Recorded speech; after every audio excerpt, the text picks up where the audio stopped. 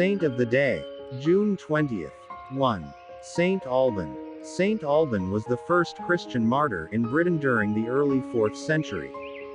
He is the patron saint of converts and torture victims. Although he was not a man of faith, Saint Alban was very hospitable and compassionate. As a soldier, he sheltered a persecuted priest, Amphibolus, during a time when Christians were being put to death in Britain. The priest's faith and piety struck Saint Alban, as well as his dedication to prayer. Alban soon converted to Christianity.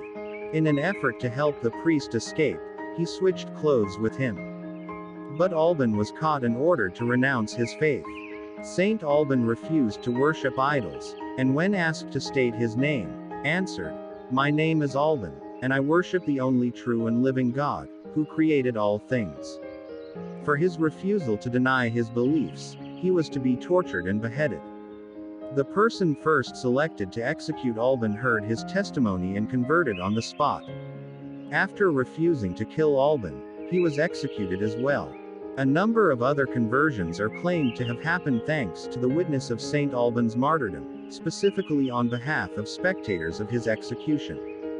Finally, when the priest learned that Alban was arrested in his place, he turned himself in, hoping to save Alban's life. But that wasn't the case. The priest was killed as well. St. Alban's Cathedral now stands near the execution site. The town where he was born was also renamed after him. 2. The Immaculate Heart of Mary. Just as devotion to the Sacred Heart of Jesus is only a form of devotion to the adorable person of Jesus, so also is devotion to the Holy Heart of Mary, but a special form of devotion to Mary. In order that, properly speaking, there may be devotion to the Heart of Mary, the attention and the homage of the faithful must be directed to the physical heart itself. However, this in itself is not sufficient. The faithful must read therein all that the human heart of Mary suggests, all of which it is the expressive symbol and the living reminder.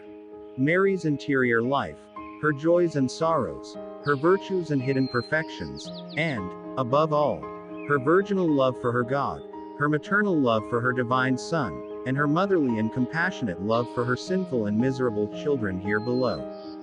The consideration of Mary's interior life and the beauties of her soul, without any thought of her physical heart, does not constitute our devotion, still less does it consist in the consideration of the heart of Mary merely as a part of her virginal body.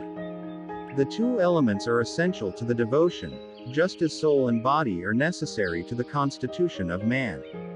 All this is made sufficiently clear in the explanations given elsewhere, and, if our devotion to Mary must not be confounded with our devotion to Jesus, on the other hand, it is equally true that our veneration of the heart of Mary is, as such, analogous to our worship of the heart of Jesus. It is, however, necessary to indicate a few differences in this analogy, the better to explain the character of Catholic devotion to the heart of Mary. Some of these differences are very marked, whereas others are barely perceptible.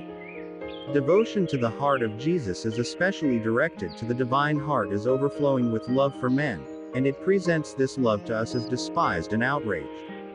In the devotion to the heart of Mary, on the other hand, what seems to attract us above all else is the love of this heart for Jesus and for God. Its love for men is not overlooked, but it is not so much in evidence nor so dominant. With this difference is linked another. The first act of the devotion to the heart of Jesus is the love eager to respond to love. In devotion to the heart of Mary there is no first act so clearly indicated. In this devotion, perhaps, study and imitation hold as important a place as love. For, although this study and imitation are impregnated with filial affection, the devotion presents itself with no object sufficiently conspicuous to call forth our love, which is, on the contrary, naturally awakened and increased by the study and imitation. Hence, accurately speaking, love is more the result than the object of the devotion, the object being rather to love God, and Jesus better by uniting ourselves to Mary for this purpose and by imitating her virtues. It would also seem that, although in the devotion to the heart of Mary the heart has an essential part as symbol and sensible object, it does not stand out as prominently as in the devotion to the heart of Jesus. We think rather of the things symbolized, of love, virtues, and sentiments, of Mary's interior life. Saint Alban and the Immaculate Heart of Mary, pray for us. K. Carla Channel.